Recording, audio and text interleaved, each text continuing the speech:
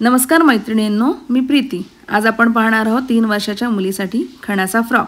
त्याच्यासाठी मी हे 1 मीटर खणाचं कापड आणि 1 मीटर अस्तर घेतलेला आहे। ह्याच्यामध्ये मी तुम्हाला ॲडजस्ट करून दाखवेन की कसं कापड फ्रॉक अख्खा बसतो। या फ्रॉकला बाही नसणार आहे।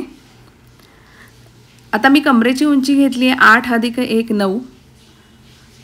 मुंडा आपला घेतलेला आहे 4.5 आणि शोल्डर पण 4.5 घेतलेली आहे। छाती 22 इंच आहे। 22चा चौथा भाग होतो आहे 5.5 आणि त्याच्यामध्ये 1.5 इंचच मी ॲड केलेले आहेत। तसेच इथे पण 5.5 + 1.5 इंच असं घ्यायचं आहे। कमरेच्या इथे अर्धा इंच वरती यायचं आहे स्लाइटली। गळ्याची रुंदी घेतलेली आहे मी 2 इंच।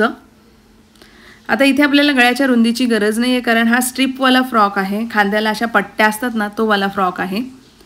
त्यामुळे मी गळ्याची खोली फक्त 3 इंच घेतलेली आहे आणि आता मार्किंग केली आहे। थोडासा मुंढा काढला तिथे स्लाइटली आणि कट करून घेऊया।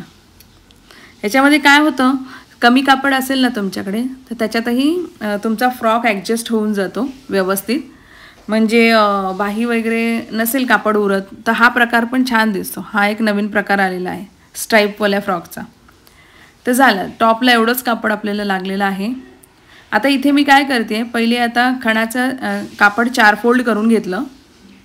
हे पहा, फक्त 1 मीटर आहे, हा 36चा पन्ना आहे। 4 फोल्ड करून घेते मी हे कापड। 1 मीटरमध्ये किती असतं, 39 इंच असतं कापड, बरोबर। आता हा पुढील आणि मागील घेर होईल। इथे 14 इंचावर मी मार्किंग केलेली आहे। आपली फ्रॉकची टोटल उंची मी 22 इंच घेतलेली आहे। मी सगळी मापं सुरुवातीलाच दिलेली आहेत। तर इथे मी 14 इंचावर मार्किंग करून कट करून घेते आहे। झाले, हे दोन्ही आपले घेर होणार आहेत। घेराला हे ऑलमोस्ट 40 इंचाचे हे घेर होणार आहे। टोटल 80 इंचाचा घेर होणार आहे। पण आपल्याला जेवढ्या प्लीट्समध्ये बसेल तेवढंच घ्यायचं, बाकीचं एक्स्ट्राचं जबरदस्ती बसवायचं नाही। तेवढाच आपल्याला अस्तर पण घ्यायचं आहे। आता अस्तरावर मी घेराचं कटिंग करून घेते। जर आपलं मेन कापड 14 इंचाचं घेतलेलं आहे तर अस्तर 2 इंचाने कमी घ्या, 1 इंचाने कमी घ्या, कसंही। इथे मी 13 इंचाचं अस्तर टाकते आहे। 13 इंचावर आपण मार्किंग करून घेऊया, कारण ते परत 1 इंच फोल्डमध्ये जाणार आहे, त्यामुळे अजून तो छोटा होणार आहे। ठीक आहे, आपला अस्तराचा घेर झालेला आहे। मेन कापडाचा पण घेर झालेला आहे। हा पुढील आणि पाठील घेर आहे। हे वेगळं ठेवूया। आता बघा केवढंसं कापड उरलेलं आहे। हे एवढंच कापड उरलेलं आहे। ह्याच्यामध्ये आपल्याला टॉप पार्ट आणि त्याच्या परत स्ट्रिप्स पण हव्यात। तर हे पहा, पुढील आणि मागील भाग करून इथे हे बसतंय।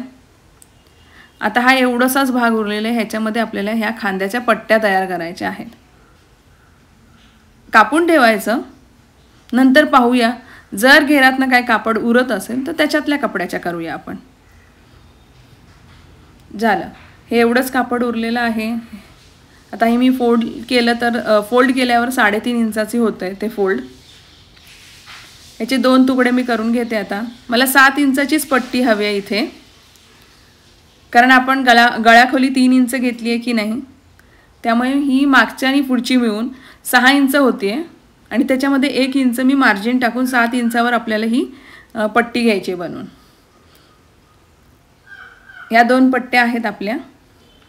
आपलं संपूर्ण कटिंग तयार झालेलं आहे। आता आपण शिवायला घेऊया। सगळ्यात पहिले आपण अस्तर जॉईन करायला घेऊया।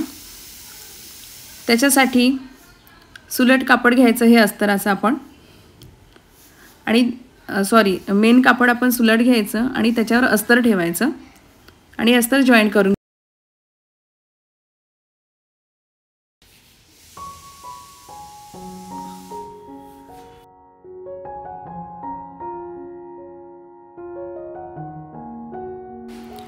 हे पहा, इथे आपलं अस्तर जॉईन करून झालेलं आहे। इथे तुम्ही पाहू शकता, बघा इथे हा 4-5 इंचाचं कापड एक्स्ट्रा झालेलं आहे, ते मी कापून घेतलं।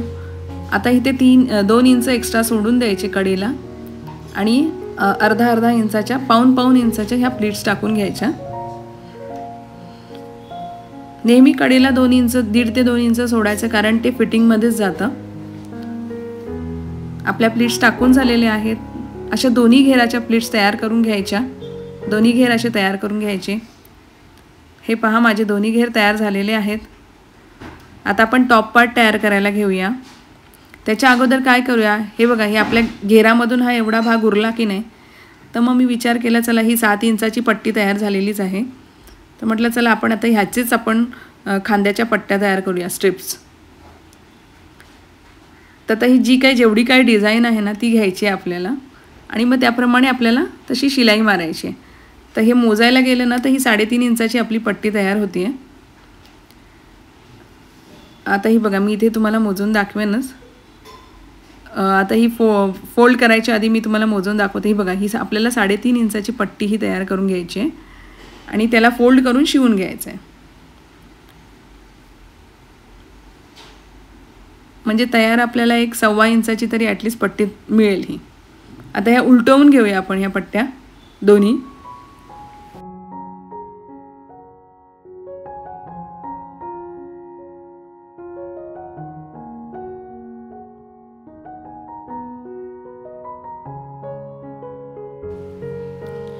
उलटवून झाल्या ना की त्यांना किनारीची शिलाई मारून घ्यायची दोन्ही पट्ट्यांना.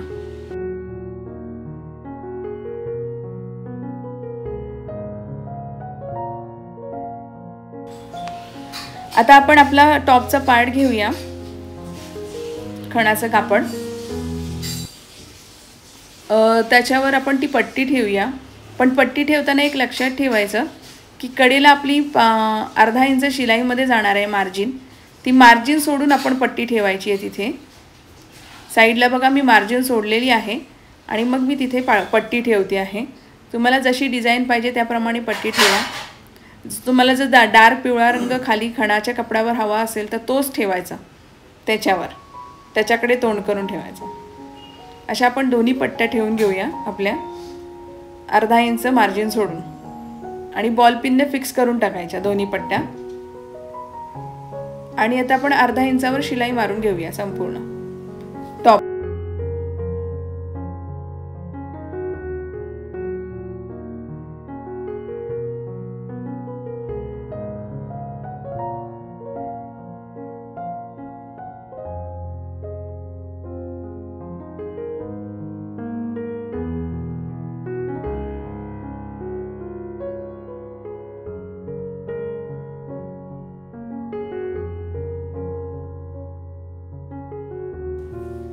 शिलाई मारून झाली की मुंड्याकडे नॉचेस पाडून घ्यायचे आणि उलटं करून घ्यायचं.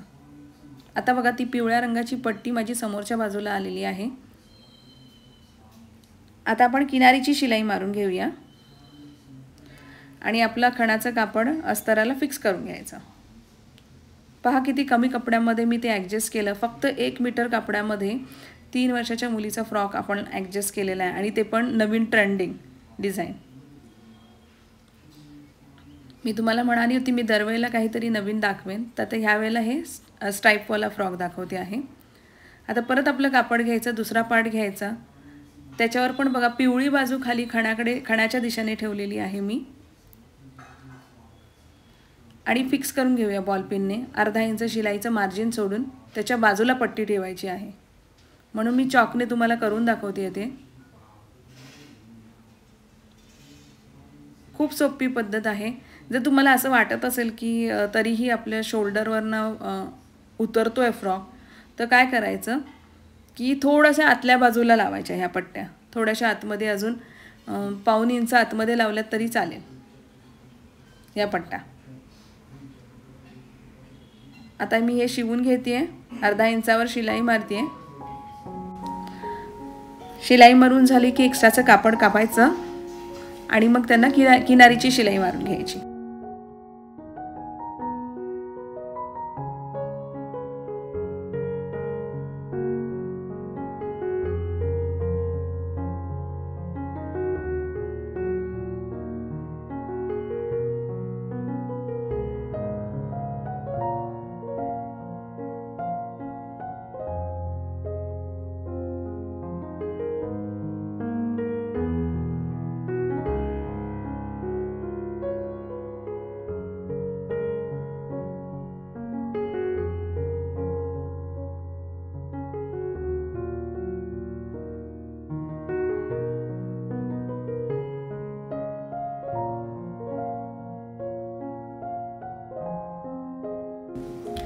चला तर आपले दोन्ही टॉप पार्ट तयार झालेले आहेत. आता आपण तो घेऱ्याला फिक्स करून घेऊया. तुम्ही मोजून पाहिलात ना बघा, परफेक्ट बसतो तो घेर, काही कमी जास्त होत नाही. जास्त असेल तर एखादी प्लेट वाढवायची बस, आणि कमी असेल तर एखादी प्लेट उसवायची बस. सिंपल फंडा आहे. आता याला मी डबल स्टिच मारून घेते आहे. त्याच्यानंतर मी ओव्हरलॉक करून घेईन. झाला फ्रॉक तयार. साईडने आपण फिटिंगची शिलाई मारायची आहे. हे बघा माझा डबल लॉक करून झालेला आहे.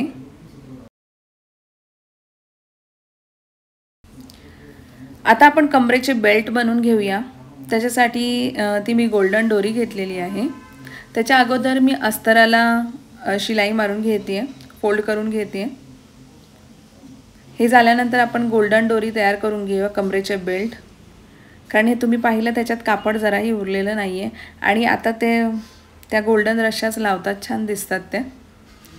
आणि लावायला पण इझी जातं आपल्याला. ते कापड घ्या, उलटवा, त्यापेक्षा ते बरं पडतं. हे बघा, हे 2 तयार केलेले आहेत मी. त्याला कडेला मी लटकन तयार केलेले आहेत. ते आपण लटकन लावून घेऊया आणि दोऱ्या पण लावून घेऊया ह्या.